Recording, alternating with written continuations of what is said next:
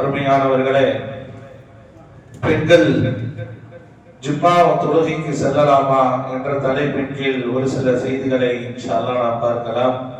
நேற்றைய தினத்துல பள்ளிவாசலுக்கு போகலாமா அப்படின்ற விஷயங்களை நம்ம பார்த்தோம். ஒருத்தர் கேட்டாப்புல, நீங்க பயான் பண்றது பார்த்தா அசத்து பெண்கள் வரணும்ன்றீங்களா, வர வேணாம்னு சொல்றீங்களான்னு கேட்டாரு.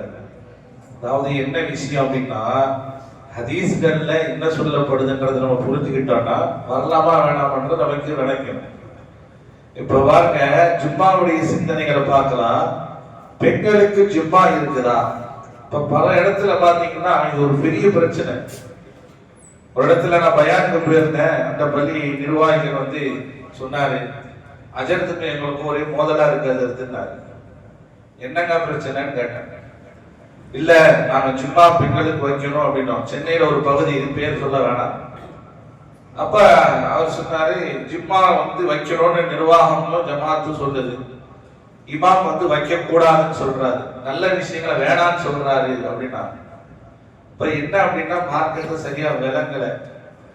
அப்ப நான் சொன்னேன், எங்க பயானுக்கு என்னை கூப்பிட்டு பயான் பேச விடுங்க, நீங்க பஞ்சாயத்து பண்ண கூப்பிட்டா அப்படின்னா இது நல்லா இருக்காது. இல்லாதது இதுக்கு என்ன தீர்வு? பெண்களுக்கு ஜும்மா முதல்ல இருக்கா அப்படின்ற ஒரு கேள்வியே விளங்கணும். பெண்களுக்கு ஜும்மா அப்படின்றது ஒண்ணு இல்ல.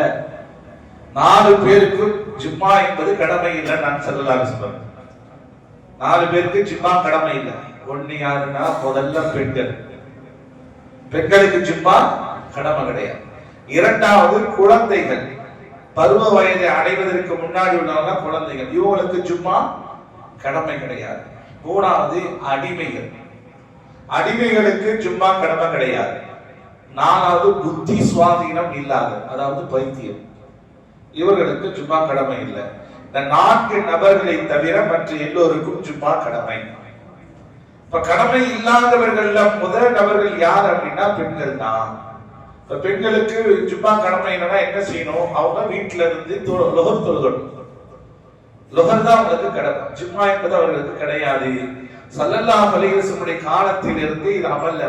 நம்ம நேற்றே சொன்னோம், பள்ளிவாசலுக்கு வரக்கூடிய விஷயத்துல ஆரம்பத்துல ரசூலுல்லாஹ் அனுமதி கொடுத்தாங்க, பின்னாடி அது அனுமதி மறுக்கப்பட்டது. இப்ப நம்ம ஒரு கேள்வி கேட்கலாம், அது என்ன? அது அனுமதி கொடுக்கப்பட்டிருக்கு, பின்னாடி மறுக்கப்பட்டிருக்கு. ஏன் முன்னாடி அனுமதி கொடுக்கப்பட்டாங்க? அதுக்கு என்ன காரணம்? பின்னாடி அனுமதி மறுக்கப்பட்டிருக்கு, ஏன் அதுக்கு மறுக்கப்பட்டது, என்ன காரணம் என்ற ஒரு கேள்வி வருதா இல்லையா? அதுக்கு என்னன்னா, 2 விஷயங்கள் கிதாபுல எழுதுறாங்க.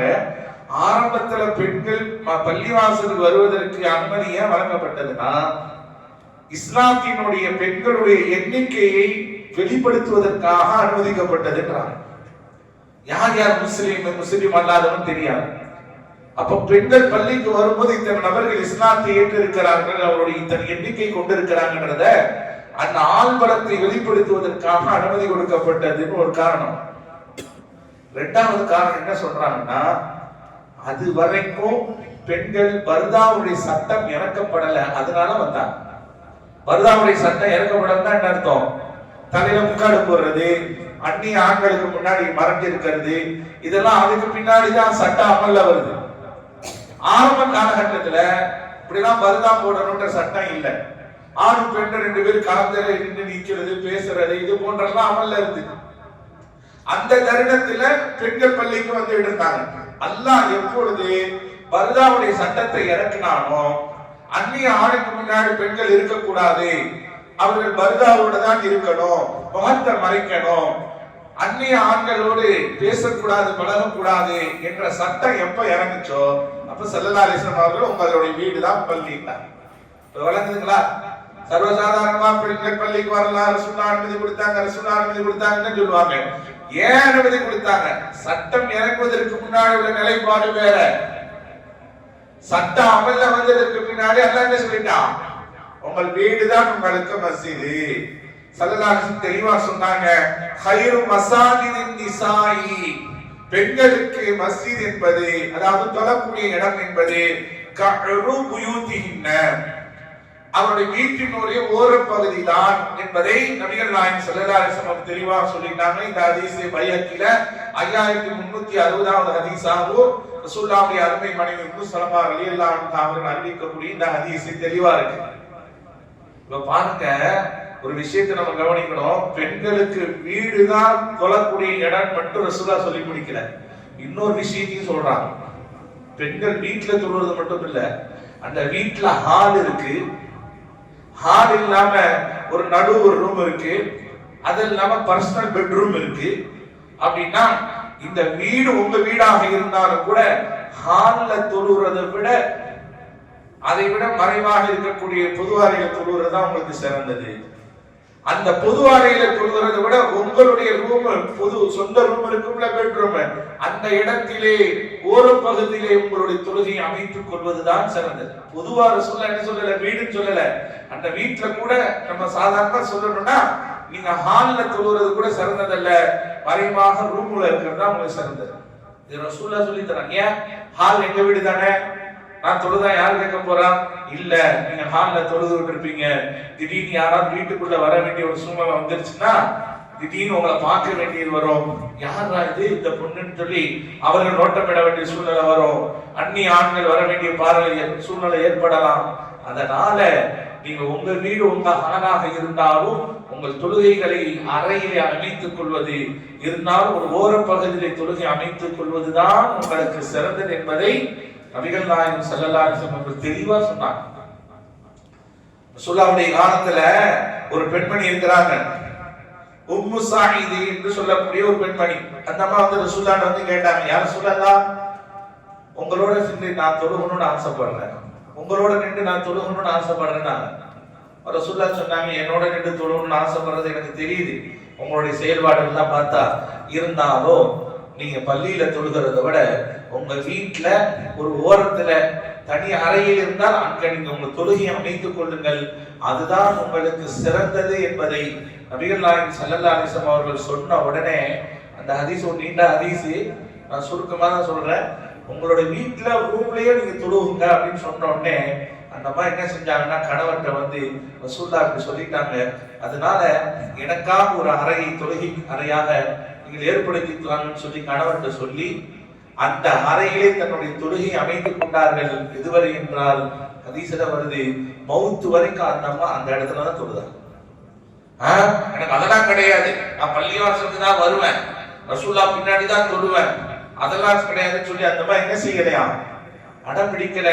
ரசூலுல்லாஹ் என்ற சொல்லை மேலாக மதித்து எந்த வார்த்தை நபி அவர்கள் சொன்னார்களோ அந்த வார்த்தையை கடைபிடித்தார்கள், மௌத்து வரைக்கும் அந்த அம்மாவுடைய தொழுகைனா தான். இந்த மாதிரி ஹதீஸ்கள் நிறைய இருக்கு. அபூ பர்ஸா ரலியல்லாஹு அன்ஹு ஒரு சஹாபி வீட்டுக்கு வர்றாரு, வந்து பார்த்தா வீட்டுல மனைவியை காணோம், எங்க அவள அப்படின்னு கேட்டாங்க. அவங்க தொழுகை போயிருக்காங்க சொன்னாங்க. நான் நேற்று சொன்னேன்னா இல்லையா, பெண்கள் எல்லாம் ஒவ்வொரு நாளைக்கு 5 வேளை தொழுகைக்கு வீட்டை விட்டு போயிட்டாங்கன்னா வீட்டுல யாருக்கும் சோறு கிடைக்காது. அதனால அந்த நேற்று சொன்னதுக்கு அந்த மாதிரி இந்த ஹதீஸ் அப்படிதான் இருக்கு. வந்து பார்த்தா மனைவியை காணோம், எங்க தொழுவ போயிருக்காங்க. அவருக்கு வந்துச்சு பாருங்க கோவம், ஏதோ பசியோட வந்துருப்பாரா இன்னமும் தெரியல. கொஞ்ச நேரத்துல அந்த மாதிரி வந்துருச்சு, எங்க போனேன், தொழுகைக்கு போனேன். நம்மளா இருந்தா ஏதாவது கேட்க முடியுமா, அமைதியா இருக்கும். ஆனா அவர் சொன்னாரு, வலா யத்தபிஅன ஜனாஸத்தன், அல்லாஹ் உங்களுக்கு ஜனாஸாவை பின்பற்றுவதை தடை செய்திருக்கிறானே. வலா யஅதீன மஸ்ஜிதன், மஸ்ஜிதுக்கு போய்னா உங்களுக்கு ஃபர்ருடைய தொழுகை நிறைவேற்றணும்னு சொல்லி இல்லாம ஆக்கி இருக்கிறானே. வலா யஷ்ஹதுன ஜும்ஆ, அல்லாஹ் உங்களுக்கு ஜும்மாவை கடமையாக்கலையே. ஏமா பள்ளிவாசலுக்கு போனேன், உன்னை யார் பள்ளிவாசலுக்கு போக சொன்னா? அல்லாஹ் சொன்னானா? ரசூலுல்லாஹ் வந்து 4 விஷயங்களை வந்து பதில் சொன்னாங்க. ஒரு பெண்மணி கேட்டாங்க, எங்களுக்கு வந்து ஜும்மா இல்ல, ஜமாத் இல்ல, ஜனாசா இல்ல, ஜிஹாத் இல்ல. இந்த 4மே ஜீவ் தான் ஆரம்பிக்கும். ஜும்மாவும் இல்ல, ஜமாத்தும் இல்ல, ஜனாசாவை பின்தொடர்றதும் இல்ல, அதே போல ஜிஹாத் இல்ல அப்படின்னாங்க. ஸல்லல்லாஹு அலைஹி வஸல்லம் இதெல்லாம் எங்களுக்கு கிடைக்கலையே, ஆண்களுக்கு தானே கிடைக்குதுன்னே ஸல்லல்லாஹு அலைஹி வஸல்லம் சொன்னாங்க, இது எல்லாம் சேர்ந்து உங்களுக்கு வீட்டுல உள்ள வேலையை பாருங்க, உங்களுக்கு எல்லாம் இந்த நன்மை கிடைக்கும். ஆண்களை போல நீங்களும் சரிசமமாக போக தேவையில்லை, உங்க வீட்டில் உள்ள வேலைகளை பார்த்தாலே அங்கிருந்து நீங்க தொழுதாலே உங்களுக்கு இந்த நன்மைகள் எல்லாம் கிடைக்கும். அப்ப தெளிவாக சொல்றாங்க, ஜும்மா என்பது பெண்களுக்கு கிடையாது, ஜும்மாவுக்காக நீங்கள் வெளியே கிளம்பி செல்ல வேண்டாம், அப்படி சென்றால் ஃபசாதினுடைய துவக்கம் ஆகும். அப்துல்லா இப்னு மஸ்ஊத் ரலியல்லாஹு அன்ஹு என்ற சஹாபி நமக்கெல்லாம் பிரபலமா தெரியும். அந்த சஹாபி என்ன செய்வாங்க தெரியுமா? யாராவது பெண்கள் வந்து ஜும்மாவுக்கு தொழு வந்தாங்கன்னா கல்லு பொடி கல்லை வச்சுக்குவாங்க, போ கிளம்பு போ அப்படின்னு சொல்லி என்ன செய்வாங்க, விரட்டுவாங்க. ஹதீஸ்ல வருது, தெளிவான ஹதீஸ்ல வருது, என் சொந்த கருத்து கிடையாது. அப்துல் ஷைபானி ரலியல்லாஹு அன்ஹு என்ற சஹாபி கூறக்கூடிய அந்த வார்த்தை, ரஐது நான் பார்த்தேன், அப்துல்லா இப்னு மஸ்ஊத் ரலியல்லாஹு அன்ஹு யஹஸிபுன் நிஸா யுக்ரிஜுஹுன்ன மினல் மஸ்ஜிதி யௌமுல் ஜும்ஆ. ஜும்மாவுக்காக ஏதாவது பெண்கள் வந்தாங்கன்னா அவர்கள் என்ன செய்வாங்க, போமா வீட்டுக்கு போமா, ஜும்மாவெல்லாம் வராதுன்னு சொல்லி பொடி கற்களை கொண்டே நம்ம வழக்கத்துல இந்த துண்டை வச்சுப்போ அப்படின்னு சொல்லி விரட்டுவாங்கல்ல, அந்த மாதிரி கல்லை கொண்டு என்ன செய்வாங்க, அப்போது வீட்டுக்கு போங்க, ஜும்மாவுக்குள்ள இங்க வரக்கூடாது என்று அவர்கள் விரட்டுவதை நான் பார்த்தேன். இன்னொரு நிவாரணத்தை என்ன வருதுன்னா, பெண்களை பள்ளியிலிருந்து வெளியேற்றுவார்கள், அவரிடம் உங்கள் வீடுகளுக்கு செல்லுங்கள், அதுவே உங்களுக்கு சிறந்த இடம் தொழுவதற்கு பாருங்கள். இதெல்லாம் வச்சு பார்க்கும்போது பெண்களுக்கு ஜும்மா என்பது கிடையாது. ஜும்மா என்பது அவர்கள் வீட்டை விட்டு வெளியே போய் தொழுகிறது, நான் பயான் கேட்கிறேன்ற பேர்ல அங்க போய் உட்கார்றது, இதெல்லாம் ஃபசாது, குழப்பத்தினுடைய துவக்கம். நல்லது மாதிரி தெரியும், ஆனா அதனுடைய அடுத்த கட்ட நகர்வு ஃபசாது தான். ஏன்னா அங்கீகாரம் கொடுக்கணும்னா சஹாபாக்களுடைய காலத்துல அந்த பெண்மணியை கொடுத்திருக்கலாமே, அவர்களோட நம்ம சிறந்தவங்களா போயிட்டோம். இன்னைக்கு பல இடங்கள்ல சில இடத்துல என்ன செய்யறாங்கன்னா, பெண்களுக்கு ஜும்மா இன்னைக்கு போன் போட்டு நிறைய மசாயல்கள் என்னன்னா, பெண்களுக்கு ஜும்மா இருக்கா போகலாமா நம்மள்டே கேட்கிறாங்க. நான் ஒரே ஒரு விஷயத்தை அழுத்தமா சொல்லிக்கிறேன், இந்த நூருல் ஹுதா ஜும்மா பள்ளி வாசல்ல இந்த அப்துல்லா இமாமே நாளைக்கு ஜும்மா இருக்கு பெண்களுக்கு வாங்க அழைப்பு கொடுத்தா நீங்க விடப்படக்கூடாது. எந்த பள்ளியாக இருக்கட்டும், பெண்கள் வீட்டுக்கு தான் இருக்கும். இதுல ஒரு உதாரணம் வேற காட்டுவாங்க, ஹரம்ல போய் தொழுகிறோமே, ஹரமுடைய நிலைமையோட பாடுவே. ஹரம் என்பது உமராவுக்காக ஹஜ்ஜுக்காக போகும்போது அங்க 5 வேளை தொழுக வேண்டிய சூழ்நிலை, அதனால அங்க தொழுகிறோம் ஜும்மாவுக்காக. அங்க தொழுகிறதுனா பெண்களுக்கு ஜும்மா கூடு என்பது கிடையாது, அது தற்காலிகமானது. அது உமராவுக்காக பயணப்படுறது, ஹஜ்ஜுக்காக பயணப்படுறது. அதனுடைய சட்டம் பேர் காபத்துல்லாவுல வலம் வரும்போது ஆணும் பெண்ணும் கலந்துதான் சுத்தி வரும். காபத்துல்லாவுல முன்னாதானே சுத்தி வரும் சொல்லிட்டு இங்க பள்ளிவாசல ஆணும் பெண்ணும் கலந்து சஃப்ல நிக்க முடியுமா? அந்த சட்டம் பேரு, அதை கியாஸ் பிடிக்க முடியாது. அதனால இந்த பள்ளியில நம்ம சொந்த ஊர்ல ஜும்மா இருக்குன்னு சொல்லி இருக்க கூடாது. இது அறவே கூடாது. இது பெரிய பெரிய ஃபசாதுகளுக்கு அடிப்படையாக இருக்கும். சில பள்ளிகளை விவரம் எல்லாம் வைக்கிறாங்க, கேட்டா பயான் கேட்கறதுக்காக தனியா பயான் வைங்க. பெண் ஜும்மா என்னது எல்லா பள்ளி வாசல்லையும் அன்னைக்குதான் பள்ளி ஃபுல்லாகுமா இல்லையா? இப்ப பெண்கள் எப்படி போவாங்க? பெண்களுடைய கூட்டம் வந்துச்சுன்னா எங்க போவாங்க? 2 ஆண் பெண்ணு கலக்க வேண்டிய சூழ்நிலை தான் வரும். அப்ப இவன் என்ன செய்வான், முன்னாடியே ஜும்மாவுடைய பயான் சிந்தனை வராது, வேற சிந்தனை தான் வரும். 12:30 மணிக்கு ஆயிஷா பீவி வந்துருவான், பாத்திமாவை நம்ம தான் பிக்கப் பண்ண வேண்டியது வரும். என்னடா அஜர்த்து இப்படி எல்லாம் பேசுறாருன்னு, இதான் ஃபசாத். எல்லா பள்ளியினுடைய மாஹூல் ஒரே மாதிரி இருக்காது, ஒவ்வொரு சூழ்நிலைகள்ல இருக்கும். இப்ப நல்ல விஷயம் செய்தா நல்ல விஷயங்களை தான் வருவான். எங்க உஸ்தாத் அடிக்கடி சொல்லுவாரு, செய்தா முதல்ல நல்ல விஷயத்தை தான் கொண்டு வருவான். நல்ல விஷயம் தானே. ஆமா, எடுத்தோடனே நல்ல விஷயத்தை தான் உள்ள வருவான். எடுத்தோடனே ஹராம்னா நமக்கு தான் தெரிஞ்சு போயிருக்கேன், ஹராம்ட்டு நல்ல விஷயம் தானே அப்படின்னு சொல்லுவான். அந்த நல்ல விஷயத்துக்குள்ளதான் பிரசாதம் கொண்டு வருவான். ஆகையால் எந்த காலத்திலும் பெண்கள் ஜும்மாவிற்கு அனுமதி இல்லை. தயவு செய்து இந்த பள்ளியில எந்த பள்ளியாக போவாதீங்க.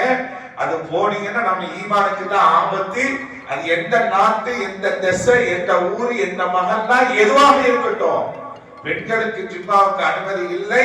அதே போல ஒவ்வொரு நாளும் 5 வேளை தொழுகையை அவர்களுடைய இல்லத்திலே, அறையிலே, ஒரு ஓரத்திலே தனித்து தொழக்கூடிய அந்த தொழுகை தான் சிறந்த தொழுகை என்பதை நபிகள் நாயகம் ஸல்லல்லாஹு அலைஹி வஸல்லம் அவர்கள் சொல்லி இருக்கிறார்கள், சஹாபாக்கள் செய்திருக்கிறார்கள், சஹாபியத்தான பெண்மணிகளும் பின்பற்றி இருக்கிறாங்க. இதுக்கு மேல ஏதாவது வேணுமா ஆதாரம்? இனிமேல் யாரும் கேட்பீங்களா? கேட்கக்கூடாது. பெண்கள் பயானுக்கு போகலாமா, ஜும்மாவுக்கு போகலாமா, அதுக்கு மீறி போனீங்கன்னா நான் பொறுப்பு கிடையாது. அதுக்கு மேல அல்லாஹ் உங்களுக்கு முன்னாடி வெளிச்சம் நம்ம யாரையும் தடுக்கவும் இல்லை, போவதும் இல்லை. பெண்களுக்கு இல்லைன்னா முடிஞ்சு போச்சு, அவ்வளவுதான். அஜர்த்து கொண்டாடி கூட போகக்கூடாது. இன்ஷா அல்லாஹ் இந்த விஷயத்துல நம்ம தெளிவா இருப்போம். அல்லாஹ் தஆலா புரிந்து செயல்படக்கூடிய ஆற்றலை தந்தர் புரிவானாக.